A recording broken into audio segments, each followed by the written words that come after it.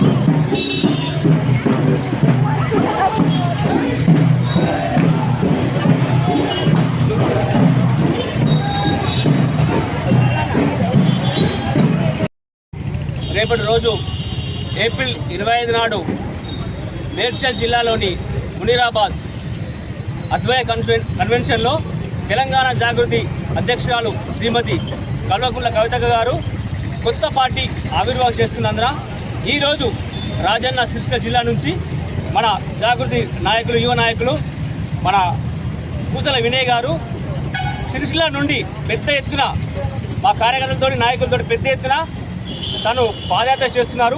మేడ్చల్ వరకు 4 రోజులు పాదయాత్ర చేస్తున్నారు.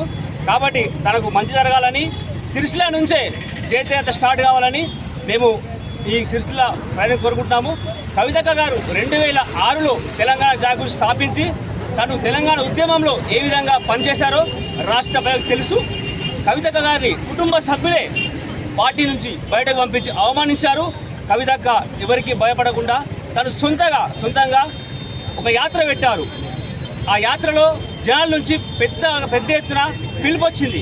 అక్క మీరు ఈ యాత్ర కాదక్క మీరు చేసేది, ఖచ్చితంగా మీరు కొత్త పొలిటికల్ పార్టీ పెట్టాలి. పార్టీ పెట్టి మీరు కూడా తెలంగాణ చాలా అన్యాయం జరుగుతుంది, నిధులు నియామకాలు మనకు సరిగా అందడం లేదక్క, నీళ్లు గంగపాలవుతున్నాయి, నిధులు ఢిల్లీ పాలవుతున్నాయి, నియామకాలు అమ్ముకుంటారు అక్క, మీరు ఖచ్చితంగా మీరు ఈ లోకల్ పార్టీ ఒకటి మన ఇంటి పార్టీ పెట్టాలక్క, మీరు కంపల్సరీ మీరు రాజకీయాల్లో ఉండాలక్క, మిమ్మల్ని పక్కకు పంపడమని కాదు. కాబట్టి మీరు ఈ తెలంగాణలో కొత్త రాజకీయ శక్తిగా ఎదగాలి, కొత్త పార్టీ మన ఇంటి పార్టీ పెట్టాలని చెప్పేసి జనం నుంచి పెద్ద ఎత్తున పిలుపు రాగానే అక్క యాత్ర పక్కకు పెట్టేసి జనంలోకి వెళ్ళారు. మీరు చూసినట్టయితే ఇప్పుడు వెలుగుమట్ల కావచ్చు, మొదటి కాంట్రాక్ట్ ఉద్యోగులు కావచ్చు, ప్రతిపక్షం కంటే ముందే అక్కగారు ఆమె స్పందించి ఆ యొక్క పరిష్కరిస్తున్నారు. కాబట్టి పెద్ద ఎత్తున ముందు కూడా ఈ రాజన్న సిరిసిల్ల జిల్లా నుంచి పెద్ద ఎత్తున జాగృతిలో చేరాలని, కవితకు మీరు అందరూ ఆశీర్వాదం చేయాలని చెప్పేసి మనస్ఫూర్తిగా కోరుకుంటూ ఈ యొక్క కార్యక్రమానికి ఇచ్చేసినటువంటి మా జాగృతి కుటుంబ సభ్యులందరికీ పేరు ధన్యవాదాలు, మీడియా మిత్రులకు ధన్యవాదాలు. జై తెలంగాణ.